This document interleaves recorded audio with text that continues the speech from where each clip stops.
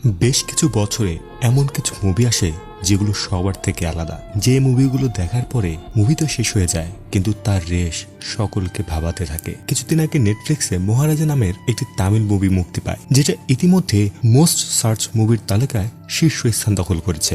একজন সাধারণ নাপিত তার ঘর থেকে লক্ষ্যে চুরি হওয়ার রিপোর্ট করেছে থানায়। সোনা হীরা মুক্ত মূল্যবান কিছুই না, চুরি হয়েছে একটি সাধারণ ডাস্টবিন। আর এই ডাস্টবিন খোঁজার জন্য সে তার সমস্ত কিছুই বাজি ধরতে রাজি। ব্যাপারটা কি এতটাই সাধারণ? না, এর পেছনে থাকা রহস্য আমাদের সকলকেই অবাক করে দেবে। গল্পের আসল মজাটা রয়েছে এর স্ক্রিন প্লে ও তার ক্লাইম্যাক্স। আমি কথা দিচ্ছি, এই মুভিটি দেখার পরে মুভি শেষ হয়ে যাবে, কিন্তু তার রেশ রয়ে যাবে অনেক দিন। যেই গল্পের রহস্য আপনাদের আত্মা কাঁপিয়ে দেবে। গল্পের শুরুতে আমরা মহারাজা নামক এক ব্যক্তিকে দেখতে পাই। সে একটি সেলুনে নাপিতের কাজ করে। পরিবার বলতে শুধু তার স্ত্রী ও তাদের ছোট্ট একটি মেয়ে, যাদেরকে মহারাজা প্রাণের চেয়েও বেশি ভালোবাসে। একদিন মহারাজা মহাজনের কাছে ছুটি চেয়ে বসে, কারণ তার স্ত্রী তাকে বলেছে। তার এই কথা শুনে মালিকের মাথা খারাপ হয়ে যায়। এজন্য আজকে আসা সকল কাস্টমারের কাজ তাকে দিয়ে করিয়ে নেয়। পরের দিন দেখা যায় রাস্তার পাশে একটি বাসার ভেতরে মহারাজার স্ত্রী ও তার মেয়ে বসে আছে। আর ঠিক রাস্তার ওপারেই একটি পুতুলের দোকান থেকে পুতুল কিনতে গেছে মহারাজ। একের পর এক পুতুল বেছে রাস্তায় নিয়ে এসে তার স্ত্রীকে দেখায়, কিন্তু তার স্ত্রীর প্রতিটি পুতুলই পছন্দ করে না। বেশ কিছু পুতুল দেখানোর পরে অবশেষে একটি পুতুল তার স্ত্রী পছন্দ করে। এই পুতুলটা নেওয়ার সময় মহারাজার চোখে পড়ে একটি শোপিস। সেটা হাতে নিয়ে দোকানদারকে সেই শোপিসটাও দিতে বলে। দোকানদার বলে, এটাও স্ত্রীকে দেখিয়ে নাও, কেননা সে যদি না পছন্দ করে। কিন্তু মহারাজা জানে এই বাচ্চা কোলে মায়ের মূর্তি তার স্ত্রীর অবশ্যই পছন্দ হবে। হঠাৎ একটি লরির দিক হারিয়ে সেই বাড়িটি তুমড়ে মুচড়ে দেয়। পুরো বাড়ির ছাদটাই ভেঙে পড়ে তাদের ওপরে। চোখের নিমেষেই মহারাজার পুরো দুনিয়াটা যেন ভেঙে চুরমার হয়ে গেল। সবাই সেদিকে ছুটে গেল। মহারাজা এক পলকে পাথর হয়ে স্থির দাঁড়িয়ে থাকে। এরপরে বেশ কয়েকটা বছর কেটে যায়। এখানে আমরা জ্যোতি নামের একটি মেয়েকে দেখতে পাই। সে পড়াশোনায় খুব একটা ভালো না। খেলাধুলার প্রতি টান থাকায় ক্লাসের চেয়ে মাঠে সে বেশি সময় কাটায়। এজন্য বাকি কোনো টিচার তাকে পছন্দ করে না, শুধুমাত্র একজন বাদে। সে হলো তার পিটি টিচার আসিফা। এই মুহূর্তে তার টিচার 100 মিটার একটি প্রতিযোগিতার জন্য তাকে প্রস্তুত করছিল। খেলাধুলার পাশাপাশি আসিফা তাকে অন্যান্য সাবজেক্ট বুঝতেও সাহায্য করে। স্কুল থেকে বেশ কিছু দূরে একটি ফাঁকা মাঠে তাদের বাড়ি। আসলে রাস্তার পাশে ওই অ্যাক্সিডেন্টের পর থেকে মহারাজা তার মেয়েকে নিয়ে এখানে থাকে। জ্যোতি মহারাজার মেয়ে। তারা দুজন ছাড়া এ বাড়িতে আরো একজন থাকে, লক্ষ্মী। ওই অ্যাক্সিডেন্টের সময় মহারাজার স্ত্রী যখন মারা যায়, তখন উপরে থাকা ডাস্টবিনটি জ্যোতির উপরে পড়ে জ্যোতিকে বাঁচিয়েছিল। তাই তাকে লক্ষ্মী বলে এই বাড়িতে আগলে রাখা হয়েছে। লক্ষ্মীকে প্রতি শুক্রবারে তারা গোসল করায়, টিকা পরায়, আর তাকে রাখা হয়েছে মহারাজার মৃত স্ত্রীর ঠিক ছবির নিচে। মহারাজার জীবনে একটি রুটিন: ঘরের সকল কাজ করা, স্কুলে যাবার আগে মেয়ের জিনিসপত্র গুছিয়ে তাকে দেওয়া, তারপর নিজে রেডি হয়ে দোকানে যাওয়া। এরপর রাত হলে সোজা বাড়ি ফেরা। সেলুনটি নিজের হলেও মহারাজা তার দোকানের বয়স্ক কর্মচারী গোপালবাবুর মত অনুযায়ী সকল কাজ করে থাকে। প্রতি সপ্তাহে মহারাজা একদিন ছুটি নিয়ে মেয়েকে নিয়ে ঘুরতে যায়। বাড়িতে জ্যোতি মহারাজাকে সকল কাজে শাসন করে, আর মহারাজা সেটি খুশি হয়ে মেনেও নেয়। স্ত্রী মারা যাওয়ার পর থেকে মহারাজা একাই তার মেয়েকে বড় করেছে, তাই মেয়ে তার জীবন। আর যে কোনো মুহূর্তে মহারাজা জ্যোতির পাশে থাকে। একদিন প্রিন্সিপাল দোষ বিচার না করে জ্যোতির নামে একটি ভুল অভিযোগ দিয়ে তাকে টিসি দিয়ে স্কুল থেকে বের করে দিচ্ছিল। কিন্তু মহারাজা তার এক কথায় অনড় ছিল, আমার মেয়ে কিছু করেনি, আমার মেয়ে ভুল করতেই পারে না। কিন্তু প্রিন্সিপাল তার কোনো কথাই শোনে না। এরপর যখন প্রমাণ হলো জ্যোতির কোনো দোষ নেই, তখন মেয়ের অপমানের জন্য মহারাজ প্রিন্সিপালকে বলে সে যেন তার মেয়ের কাছে ক্ষমা চায়। কিন্তু প্রিন্সিপাল উল্টো তাকে সেখান থেকে তাড়িয়ে দেয়। মহারাজা কিন্তু যাবার পাত্র নয়, সে একটি পিলার ধরে দাঁড়িয়ে থাকে। সবাই তাকে টেনে হিচড়ে বের করতে চায়, তবে সে ওই পিলার আঁকড়ে দাঁড়িয়ে থাকে। এমনকি পিলারটি ভেঙে যাচ্ছিল, তবুও সে ক্ষমা না নিয়ে যাবে না। অবশেষে প্রিন্সিপাল বাধ্য হয় জ্যোতির কাছে ক্ষমা চাইতে। মেয়েকে এতটাই ভালোবাসে সে। এতগুলো বছর হয়ে গেলেও জ্যোতি কখনোই তার বাবাকে ছেড়ে থাকেনি। এই প্রথম এক সপ্তাহের স্পোর্টস ক্যাম্পের জন্য সে বাইরে যাচ্ছে। তাই যাবার আগে যথারীতি বাবাকে শাসন করে বুঝিয়ে দিয়ে যায় মহারাজা যেন নিজের খেয়াল রাখে। এর সাথে সে যেন লক্ষ্মীরও যত্ন করে। প্রতিদিনের নিয়ম অনুযায়ী মহারাজা সেদিন সেলুন থেকে বাড়িতে ফিরে আসে। এরপরই দেখা যায় তার বাড়ির সকল জিনিসপত্র পড়ে আছে মেঝেতে, আর পাশেই মহারাজা অন্ধকার ঘরে জ্ঞান হারিয়ে মেঝেতে পড়ে আছে। একটা সাপ যখন জানলা দিয়ে বেরিয়ে যায়, তখন একটি গ্লাস পড়লেই মহারাজার জ্ঞান ফিরে আসে। এরপরে আমরা একটি গ্যারেজ দেখি। একজন কাউন্সিলর গাড়ি ঠিক করে নিয়ে যাওয়ার পরেও পুনরায় ফিরে আসে। তার কোনো একটা দামি চশমা সেখান থেকে চুরি হয়ে গেছে। গ্যারেজের কর্মচারীদের একাধারে মারতে থাকে। যে ছেলেটি তার গাড়ি ঠিক করেছে তার নাম হলো ধনা। সেও গ্যারেজে আসে। আসা মাত্রই তাকেও সে মারতে থাকে, কিন্তু বাকিদের মতো মার খেয়ে সে চুপ থাকার পাত্র নয়। ওই রাতে কাউন্সিলর যখন বাড়ি মদ পান করছিল তখনই ধনা সেখানে যায়। কাউন্সিলরের চোখের সামনেই তার প্রিয় চশমাটা ভেঙে চুরমার করে ফেলে। তাকে ইচ্ছে মতো মেরে মনের সকল ক্ষোভ তার উপরে ছেড়ে ফেলে। অন্যদিকে মহারাজা থানায় আসে চুরির কমপ্লেন জানানোর জন্য। পুলিশকে সে সমস্ত কিছু জানায়। সেই রাতে 10টার দিকে সেলুন থেকে বেরিয়ে বাড়িতে আসে। চাবি খুলে ঘরে ঢোকে। ব্যাগ রেখে পাশের ঘরে জামা কাপড় চেঞ্জ করার পরে বুঝতে পারে ঘরে কেউ আছে। তখনই হঠাৎ করে তারা মহারাজাকে মেরে অজ্ঞান করে চোরগুলো তার বাড়ি থেকে লক্ষ্মীকে চুরি করে সেখান থেকে চলে যায়। পুলিশ বারবার তার কাছে জানতে চায় কি এই লক্ষ্মী, টাকা গয়না নাকি প্রয়োজনীয় কাগজপত্র, কিন্তু মহারাজা মুখে বলে খুব একটা বোঝাতে পারে না। এজন্য সে ছবি দেখায় জ্যোতি ও মহারাজার সাথে একটি ডাস্টবিন, যাকে সে লক্ষ্মী বলে সম্বোধন করছে, এটাই চুরি হয়ে গেছে। পুলিশ তো রেগে আগুন। কেস নেওয়া তো দূরের কথা, থানা থেকে তাকে বের করে দিতে চায়, কিন্তু মহারাজাও নাছোড়বান্দা। পুরো থানাকে ওলটপালট করে রেখে দেয়, তবুও নিজের জায়গা থেকে নড়ে না। থানার বড় অফিসার থানায় এসে মহারাজার সব সমস্যা পুনরায় প্রথম থেকে শোনে। মহারাজা নিখুঁতভাবে একটার পর একটা সকল ঘটনা বলে যায়, কিন্তু চোরগুলো সম্পর্কে কোনো ধরনের ক্লুই দিতে পারে না। তাই মহারাজার কোনো কথায় অফিসার যুক্তিযুক্ত মনে করে না। এজন্য ডাস্টবিনের দাম তাকে দিয়ে বলে নতুন একটি কিনে নিতে, কিন্তু মহারাজা তো ওই লক্ষ্মীকেই চায়। অফিসার জিজ্ঞাসা করে সামান্য একটি ডাস্টবিনের জন্য সে কেন এমনটা করছে। মহারাজা জানায় এই ডাস্টবিনই তার মেয়ের জীবন বাঁচিয়েছিল। এরপর পুলিশ জিজ্ঞাসা করে সে কি চোরকে দেখেছে। মহারাজা বলে তারা সবাই মুখোশ পড়েছিল, তবে হাতাহাতির সময় একজনের পিঠে সে হাত দিয়ে দেখেছে। থানার সকলেই তার কথাগুলো মনোযোগ দিয়ে শুনছিল। অফিসার জিজ্ঞাসা করে তার পিঠে কি ছিল। মহারাজা বলে তার পিঠে একটি কান ছিল। এই কথা শুনে অফিসার আবার রেগে যায়, তাকে থানা থেকে বেরিয়ে যেতে বলে। এখানে মহারাজা অফিসারকে বলে যদি আপনারা কেসটি না নিতে চান তাহলে কেসটা সিবিআইকে দিয়ে দিতে পারেন। অফিসারের ধৈর্যের সীমা এখন পার হয়ে যায়। তারা সকলে মহারাজাকে জোর করে বাইরে ফেলে দিয়ে অফিসার একটি বন্দুক তার দিকে তাক করে। মহারাজাও বেরিয়ে যায়। অফিসার তখন বাকি সকলকেই বকাঝকা করতে থাকে আর বলতে থাকে একটা পাগলকে এতগুলো পুলিশ মিলে থানা থেকে বের করতে পারলে না, আর আমাকে দেখো আমি এক নিমিষে তাকে বের করে দিয়েছি। এরই মধ্যে মহারাজা পুনরায় থানায় আসে। এবার খালি হাতে না, 40,000 টাকা নিয়ে পুরো থানার সকলের সামনে অফিসারকে দিয়ে বলে এটা অ্যাডভান্স রাখুন, লক্ষ্মীকে পাওয়া গেলে আরো 5 লাখ দিব। অফিসারও সাথে সাথে কষে একটি চর মারে, ঘুষ দেওয়ার জন্য নয় বরং ঘুষ সকলের সামনে দেওয়ার জন্য। এরপর কনস্টেবলের হাত দিয়ে অন্য জায়গা থেকে টাকাটি যখন অফিসারের হাতে এসে পৌঁছায় তখন থেকে শুরু হয় লক্ষ্মীকে খোঁজার কাজ।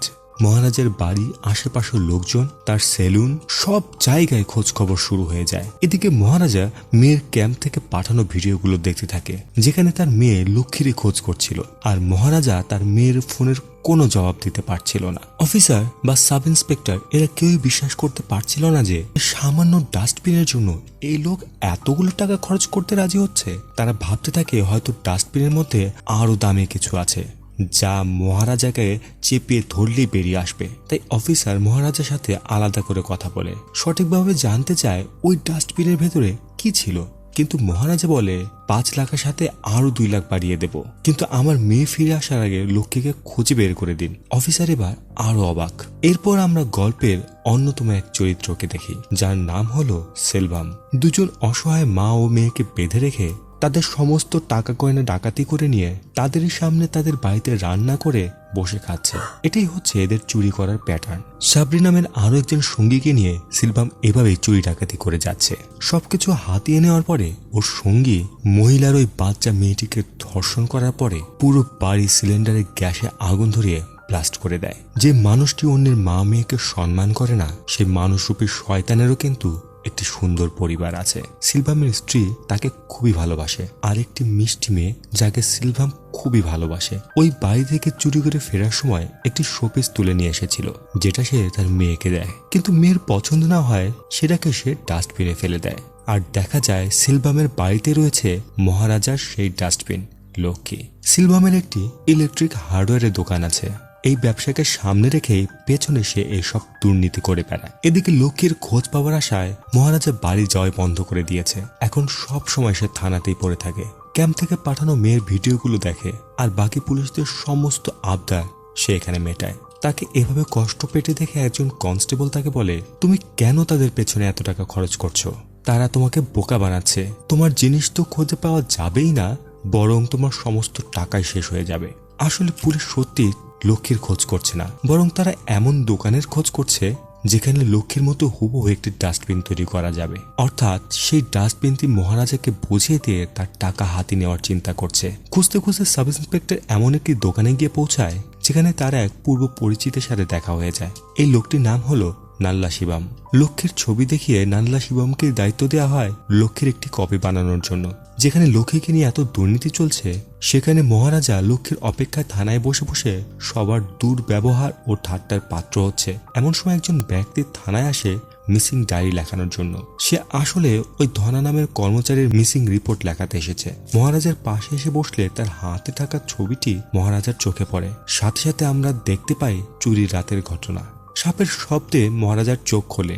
সে সময় মহারাজার নজর পড়ে একটা কার রিপেয়ারের স্লিপে।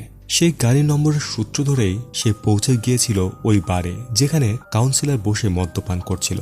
কিন্তু কাউন্সিলরের সাথে কথা বলেও সে কোনো হেল্প পায় না। আর তারপরে সেদিন সেখানে এসেছিল ধনা। এসে সে কাউন্সিলর চশমা ভেঙে দিয়ে তাকে বেধড়ক মারে। সেখান থেকে মহারাজা ধনার পিছু নেয় আর গিয়ে পৌঁছায় তাদের ডেরায়। এতক্ষণ পর্যন্ত মহারাজাকে খুব শান্ত সাধারণ একজন মানুষ মনে হচ্ছিল, কিন্তু এখন তার যে রূপটা আমরা দেখতে চলেছি তা সম্পূর্ণ কল্পনার বাইরে। মহারাজাকে দেখে ধনা বলতে শুরু করে, সেদিন বাড়িতে তোকে শেষ করে দিলেই ভালো হতো। ধনার লোকজন মহারাজাকে ধরে থাকে আর একজন দাঁড়িয়ে আসে তার হাতটি কেটে ফেলার জন্য। কোপ দেওয়ার সঙ্গে সঙ্গে মহারাজা টান দিতে আরেকজনের হাত দুটুকরো হয়ে যায়। তখনই মহারাজা তার পকেট থেকে একটি খুর বের করে একাই লড়তে থাকে। মারতে মারতে সে ধনাকে জিজ্ঞাসা করে বাকি যে দুজন তার বাড়িতে ঢুকেছিল তারা কে। ধনা জানতো সে যদি নামগুলো বলেও দেয় তবুও তাকে মেরে ফেলবে, আর নাম না বললেও সে মরবে। তাই সরাসরি নাম না বলে সে শুধু বলে তাদের মধ্যে একজন পুলিশ স্টেশনেই রয়েছে আর তার যদি ক্ষমতা থাকে তাহলে যেন খুঁজে নেয়। এটা বলেই সে সেখান থেকে পালানোর চেষ্টা করে, কিন্তু আজ মহারাজার হাত থেকে তার মুক্তি নেই। দায়ের এক কোপে ধনার শরীর থেকে মাথা আলাদা হয়ে যায়। সেখানে দাঁড়িয়ে সে কথা দেয় পুলিশ স্টেশন থেকে ওই দলের আরেকজনকে খুঁজে নিয়ে তারও একই অবস্থা করবে সে। আর এ কারণে সে সারা দিন রাত থানায় পড়ে থাকে। অজুহাত খুঁজে প্রতিটি পুলিশের পিঠে হাত দিয়ে সে চেক করছে কারোর পিঠে সে কানের মতো কিছু একটা আছে কিনা। আর এখান থেকে স্পষ্ট বোঝা যায় মহারাজা শুধু ওই ডাস্টবিনটি হারায়নি, ওই ডাস্টবিনের সাথে জড়িত এমন তো কিছু রয়েছে যার জন্য মহারাজা একজন মানুষকে নৃশংসভাবে মেরে ফেলতেও দ্বিধাবোধ করেনি। এদিকে ধনার নিখোঁজ হওয়ার জন্য পুলিশ কাউন্সিলরকেও ডেকে পাঠায়, কারণ তার সাথে শেষবার ধনার বেশ ঝামেলা হয়েছিল। তবে কাউন্সিলর কাছ থেকে তারা জানতে পারে সেদিন রাতে আরো একজন লোক ধনার খোঁজ করছিল। অনেকক্ষণ ধরে তার নাম মনে করার চেষ্টা করে, অবশেষে তার যখন মনে পড়ে সেটাও ভুল। অপরদিকে পুলিশ খুঁজতে খুঁজতে একজন পাকাপোক্ত লোকের কাছে যায় যে একেবারে লক্ষ্মীর মতো হুবহু আরেকটি ডাস্টবিন তৈরি করে দেয়। আর অপরদিকে মহারাজা থানার লিস্ট থেকে একটা একটা করে পুলিশকে চেক করে তাদের নাম কাটতে থাকে। অন্যদিকে দেখানো হয় সেলভামকে। তার মেয়ের পিঠ আগুনে পুড়ে গেছে আর সে তার মেয়ের পিঠে মলম লাগিয়ে দিচ্ছিল। যে লোকটি অন্যের সংসার তছনছ করে দিচ্ছে, একের পর এক মানুষকে নিষ্ঠুরভাবে মেরে ফেলছে, সে নিজের সংসারের প্রতি কতটা দায়বদ্ধ। সে মেয়ের সমস্ত রকম চাহিদা পূরণ করে, আদর করে তার মেয়ের পায়ে চুমু দেয়। মেয়ের ভালোবাসায় সে সবকিছু করতে রাজি আছে। দুদিন পর সিলভামের মেয়ের জন্মদিন, তাই মেয়ের জন্য সে একটি সোনার চেন কিনতে এসেছে। এখানে তার মেয়ের পছন্দ হয় একটি রেড ডায়মন্ডের হার। তার স্ত্রী বারবার মানা করে এত দামি উপহার কেনার কোনো প্রয়োজন নেই, তবে সেলভাম তার মেয়ের পছন্দ করা জিনিসটি অর্ডার দেয়। রাতে তার স্ত্রী বলে এত টাকা খরচ করার কি দরকার ছিল। তখন সেলভাম বলে সে তার মেয়েকে কতটা ভালোবাসে আর তার মেয়ের জন্য সে সবকিছু করবে। মেয়ের সকল ইচ্ছেই সে পূরণ করবে, তাতে যত টাকাই লাগুক, যত পরিশ্রমী করতে হোক সে করবে। এতটাই ভালোবাসে সে তার মেয়েকে। জন্মদিনের দিন সকালবেলা সোনার দোকান থেকে চেনটা নেওয়ার পরে স্ত্রীর কথা অনুযায়ী দাড়ি ট্রিম করার জন্য সেলভাম মহারাজার সেলুনে যায়। দাড়ি কাটতে কাটতে ট্রিমারের ব্যাটারি শেষ হয়ে যাওয়ায় মহারাজা ব্যাটারি আনতে চলে যায়। আর এ সময়ে সাবরি তাকে ফোন করে তাদের অপকর্মের ব্যাপারে পেপারে লেখা একটি আর্টিকেলের কথা জানায়। সেলুনে কেউ ছিল না বলে সেলভাম নিশ্চিন্ত হয়ে তার সাথে কথা বলছিল। খবরের কাগজে আর্টিকেলটি দেখে সাবরির সাথে তাদের কর্মকাণ্ড নিয়ে আলোচনা করছিল। ফোন রাখার পরে পিছনে ঘুরতে দেখে সেখানে দাঁড়িয়ে আছে মহারাজা। এরপর থেকে তার মনে একটি সন্দেহের বাসা বাঁধে, হয়তো মহারাজা তার সব কথা শুনেছে। ওই সন্দেহ নেই সেলভাম বাড়িতে চলে যায় আর সমস্ত কথা সাবরিকে জানায়। তারা দুজন মিলে প্ল্যান করে মহারাজাকে তারা তাদের রাস্তা থেকে সরিয়ে দেবে। তখনই সেলভামের স্ত্রী মেয়ের জন্য নিয়ে আসা চেনটা চায়, কিন্তু কোথাও সেটা খুঁজে পাচ্ছিল না, কেননা সেলভাম সেটি ফেলে এসেছিল মহারাজার সেলুনে। অন্যদিকে দেখানো হয় মহারাজা ওই চেনটি ফেরত দেওয়ার জন্য সেলভামের বাড়ির দিকে আসছে। সে যখন সেলভামের বাড়ির দিকে ঢুকছিল তখনই ঠিক তার পেছন দিয়ে আসে অনেকগুলো পুলিশ। মহারাজার পেছনে এতগুলো পুলিশ দেখে সেলভাম সাবরিকে বলতে থাকে মহারাজা পুলিশ ডেকে নিয়ে এসেছে তাকে ধরে নিয়ে যাওয়ার জন্য।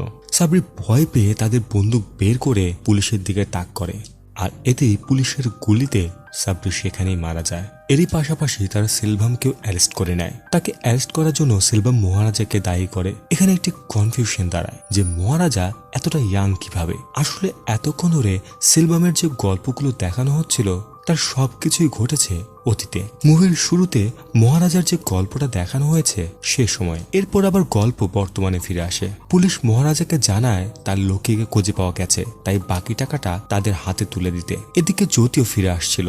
বাসে উঠে সে তার বাবাকে কল করে বলে তার জন্য এই হুবহু একটি লাল জুতো কিনে রাখতে, কেননা তার আগের জুতোটা খারাপ হয়ে গেছে।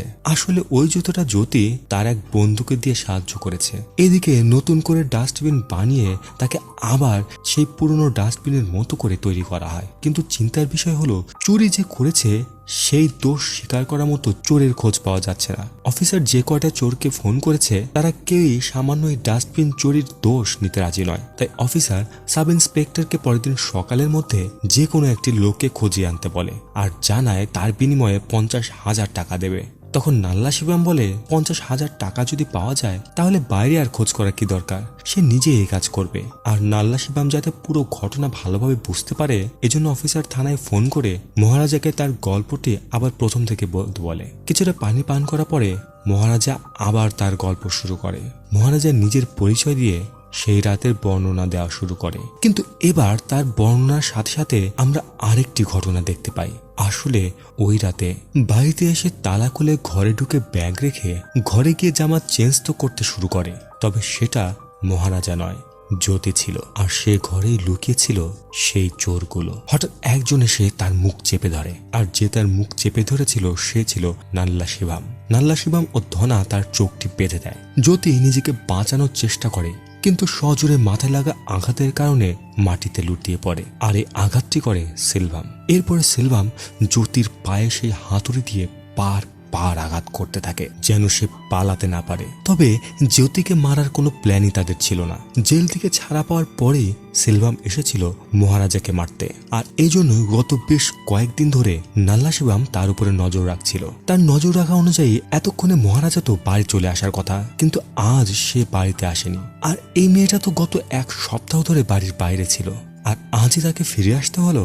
ওদের প্যাটার্ন অনুযায়ী এখানেও তারা রান্না করে খাবার খায়। এরপর মানুষ রূপে শয়তান নাল্লা শিবাম ও ধনা একের পর এক বাচ্চা মেয়েটিকে রেপ করে। এরপর ধনা যখন তাকে মেরে ফেলতে যাচ্ছিল তখন সেলভাম তাকে থামিয়ে দেয়, তাকে বলে দেয় জ্যোতিকে খুন না করতে। এজন্য জ্যোতিকে খুন না করে তারা বেরিয়ে যায়। মহারাজা থানায় কান্না করতে করতে বলে ওরা 3 জন অনেক শক্তিশালী ছিল, তাই তাদের সাথে আমি একা পেরে উঠছিলাম না। মৃত্যুর মুখ থেকে ফিরে এসেছি আমি শুধু চাই আমার লক্ষ্মী ফিরে আসুক। তার এমন অবস্থা দেখে থানায় থাকা পুলিশটি তাকে বলে মহারাজা আমি জানি, আর যাই হোক তুমি শুধু ডাস্টবিন চুরির জন্য থানায় আসনি।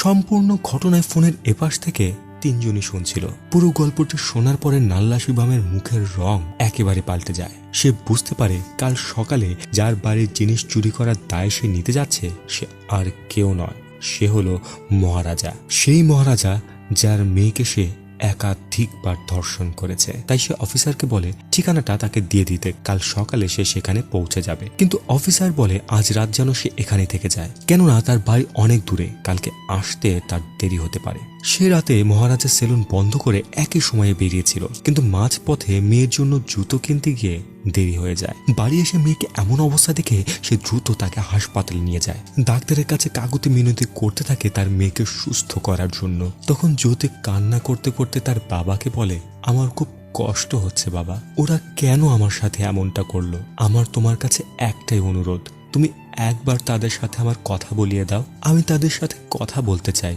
জানতে চাই তারা কেন আমার সাথে এমনটা করলো। আর এরপর থেকে শুরু হয়েছিল মহারাজার লক্ষ্মীকে খোঁজার যাত্রা।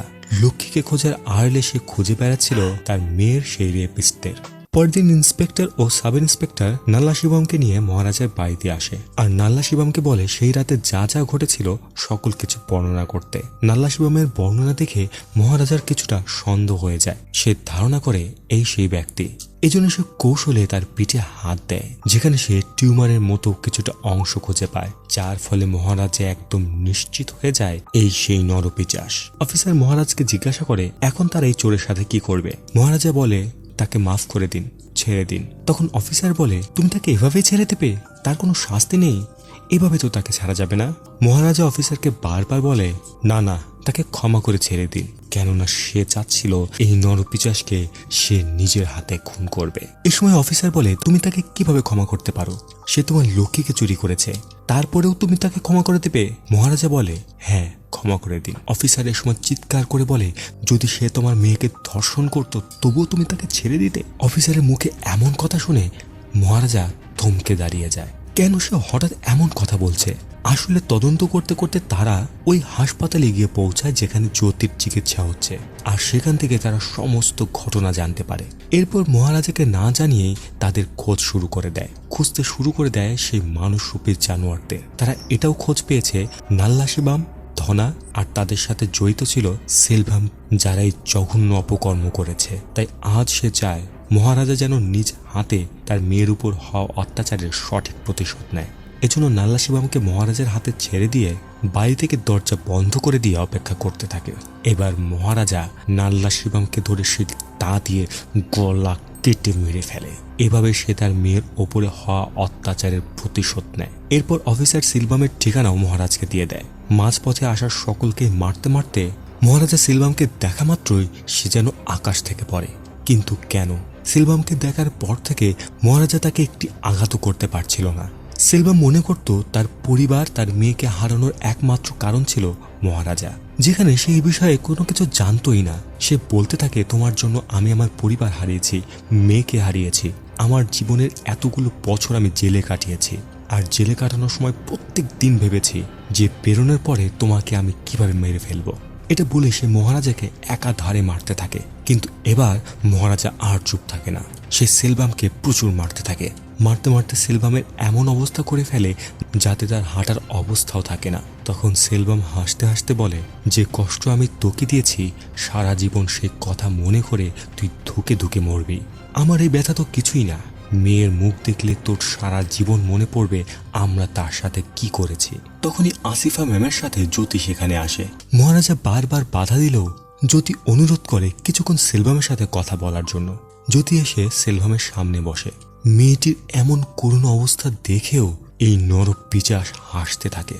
জ্যোতি তাকে জিজ্ঞাসা করে, কেন করলে তুমি আমার সাথে এমনটা? আমি কি দোষ করেছি? তুমি কি ভেবেছ তুমি আমার জীবন নষ্ট করে দিয়েছ? আমি আমার জীবনটা শেষ করে দেব?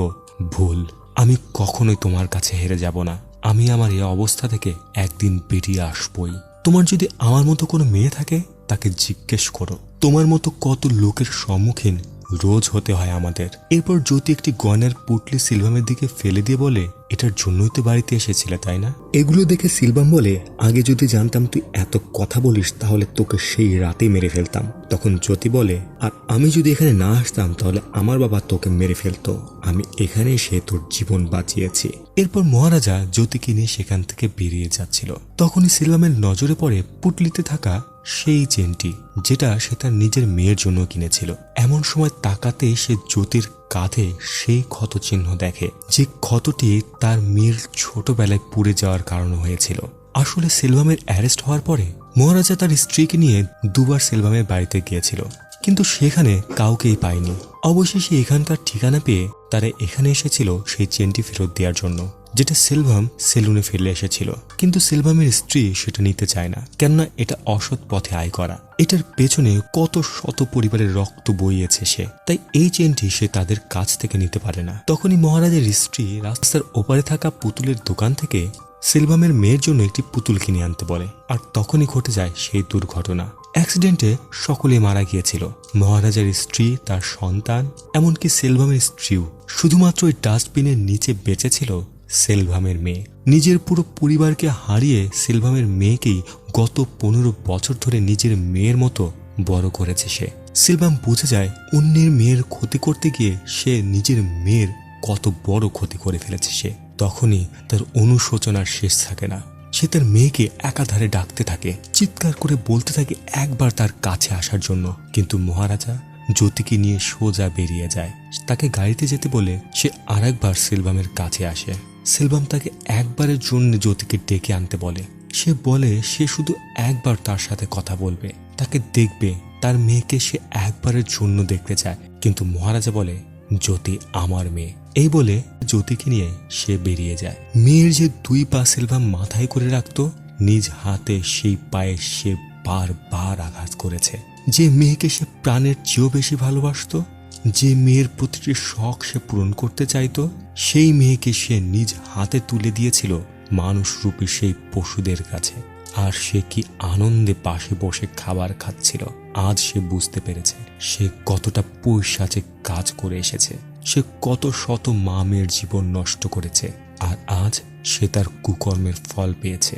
সে তার মেয়েকে একবার দেখতেও পাচ্ছে না, তাকে কাছে পেয়েও সে তার সাথে কত বড় অন্যায় করেছে। তার অনুশোচনার শেষ থাকে না। আকাশের দিকে চেয়ে চিৎকার করে কাঁদতে থাকে। তার বুক ফেটে যাচ্ছে, সে নিজেকে ক্ষমাও করতে পারছে না। নিজের উপরে ঘৃণায় সে সহ্য করতে পারছে না। তাই সিলভাম নিজেই অনেক উঁচু থেকে ঝাঁপ দিয়ে আত্মহত্যা করে, আর তার রক্তমাখা মাথার পাশে এসে পড়ে মেয়ের জন্য কেনা সেই চেনটি, আর তার রক্তে রঙিন হয়ে যায় জ্যোতির পায়ের ছাপ। এমন গল্প অনেক বছরে একবার আসে। গল্পটি কেমন লাগলো তা অবশ্যই কমেন্টে লিখে জানাবেন। আর এমন আরো গল্প দেখতে চাইলে চ্যানেলটি সাবস্ক্রাইব করে আমাদের পরিবারের অংশ হয়ে যান। আজকে আর কথা নয়, এতক্ষণ সাথে থাকার জন্য সকলকে ধন্যবাদ।